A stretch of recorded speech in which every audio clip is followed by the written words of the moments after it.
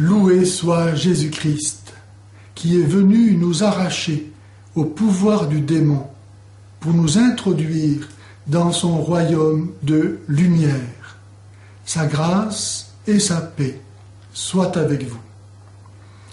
Il y a aujourd'hui en France plus de médiums, magiciens, sorciers, marabouts, devins et autres voyants et tueurs de cartes qui payent leur patente à l'État qu'il n'y a de médecins qui ne le font. C'est dire l'importance du mal qui se répand dans notre société par ce moyen de l'occultisme, tant il est vrai que lorsqu'on a recours au démon, celui-ci n'a jamais fini de faire payer ses services. Avoir recours à l'occultisme, quelle qu'en soit la forme, est un péché grave pour 4 raisons.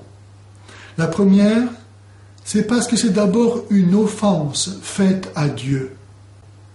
C'est comme si on disait à Dieu « Tu m'as abandonné, tu ne t'occupes plus de moi et de mes affaires, et je suis donc obligé d'avoir recours à quelqu'un d'autre. Je ne sais pas à qui, mais tant pis. » Et ainsi, en ouvrant sa vie et son âme à je ne sais pas qui, c'est-à-dire aux ténèbres, eh bien le prince des ténèbres vient et instaure son règne dans cette âme, assez folle pour s'ouvrir à n'importe qui. La deuxième raison, c'est que lorsque on cherche à connaître l'avenir par le moyen de ces devins, voyants, horoscopes et autres moyens, on contredit la vérité de la création de Dieu, qui n'a pas écrit notre histoire à l'avance. Personne ne connaît l'avenir, sinon Dieu, et Dieu seul. Dieu nous a réellement créés libres.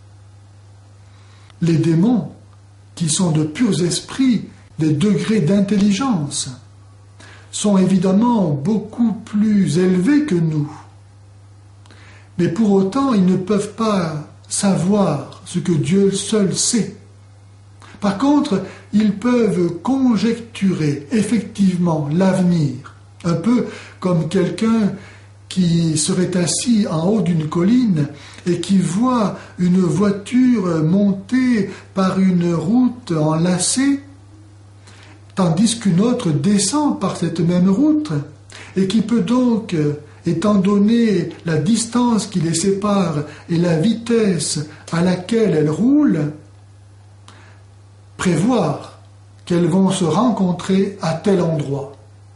Mais pour autant, il ne peut pas en avoir la certitude, car les hommes sont toujours libres de faire demi-tour, de s'arrêter, et Dieu lui-même peut intervenir, surtout si on le prie.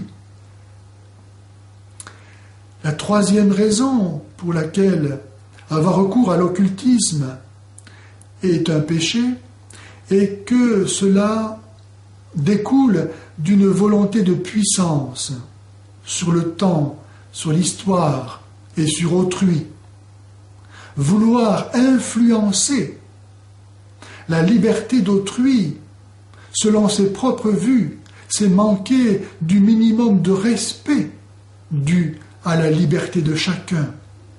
Cela est gravement contraire à la charité que nous devons avoir les uns pour les autres. La quatrième raison est qu'avoir recours à l'occultisme, quelle qu'en soit la forme, c'est accepter de se soumettre au pouvoir du démon. C'est vouloir se concilier ces puissances cachées. Or, le démon n'a de pouvoir que si on lui en donne.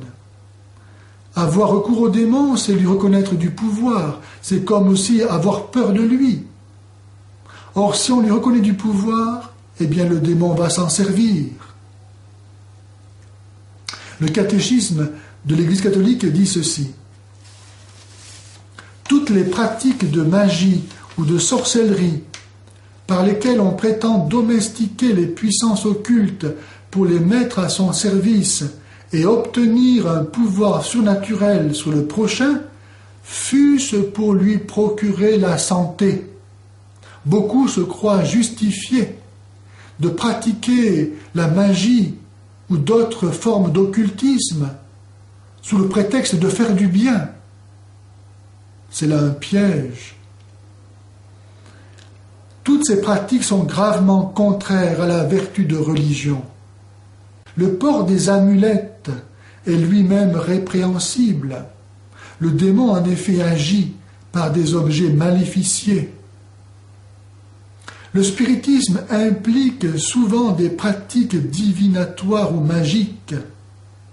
Le recours aux médecines dites traditionnelles ne légitime ni l'invocation des puissances mauvaises, ni l'exploitation de la crédulité d'autrui. Le recours à l'occultisme montre bien la différence qu'il y a entre la prière païenne et la prière chrétienne.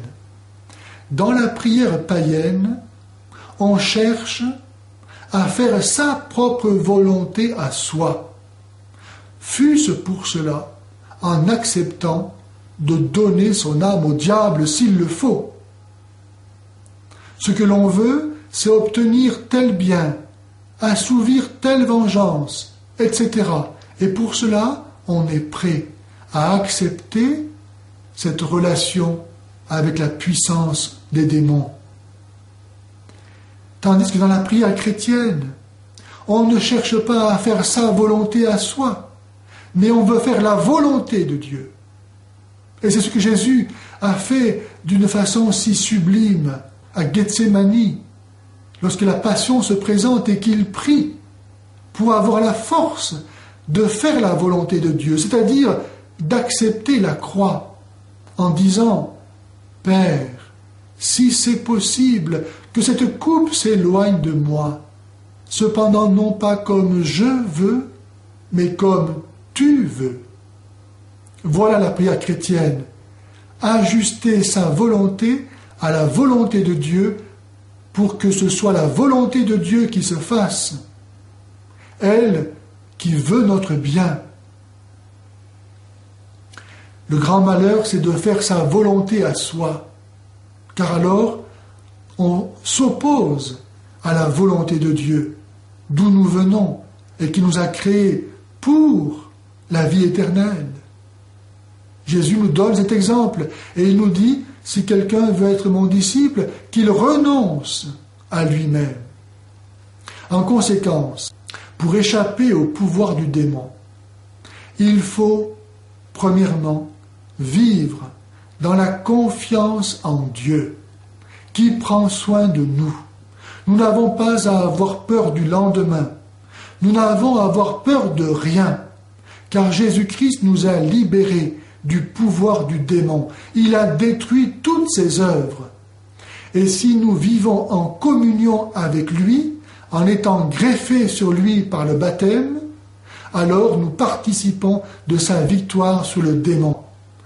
Chrétiens, baptisés, vivant en état de grâce, c'est-à-dire en communion de foi et d'amour avec le Christ, nous vivons de la vie même de Dieu, victorieux en Jésus du démon.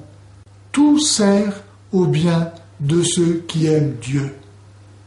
Vivons donc en communion avec Dieu, et nous n'aurons peur de rien, et tout servira à notre bien. La deuxième condition, pour échapper au pouvoir du démon, c'est de prier sans cesse.